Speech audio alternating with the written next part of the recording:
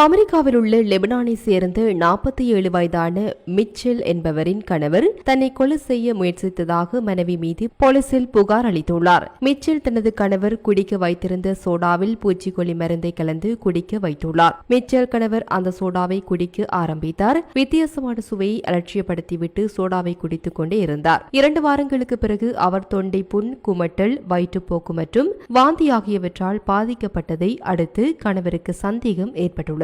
இதனையடுத்து CCTV camera பதிவுகளை சோதனை செய்தபோது மிச்சல் அவர் குடிக்க வைத்திருந்த சோடாவிலே பூச்சிக்கொல்லி மருந்தை கலப்பது போல் காட்சிகள் பதிவாகி இருந்ததை பார்த்து அவருக்கு அதிர்ச்சி ஏற்பட்டுள்ளது. இந்த நிலையில் போலீசாரிடம் புகார் அளித்துள்ளார். புகாரின் அடிப்படையில் மிச்சல் கைது செய்யப்பட்டுள்ளார். சிசிடிவி கேமரா பதிவை சோதனை செய்த போலீசார் விசாரணையை தீவிரப்படுத்தினர். விசாரணையின் போது மிச்சல் கூறிய காரணம் போலீசாரை வியப்பில் ஆழ்த்தியுள்ளது. மிச்சல் தனது கணவருக்கு 50வது பிறந்த நாளை முன்னிட்டு சிறப்பாக கொண்டாடியிருக்கின்றார். தான் பிறந்த நாளுக்கு பார்ட்டி கொடுத்ததை குறித்து தனது கணவர் பாராட்டவில்லை, ஆகவே கொலை செய்ய முடிவெடுத்தேன் என்று தெரிவித்துள்ளார்.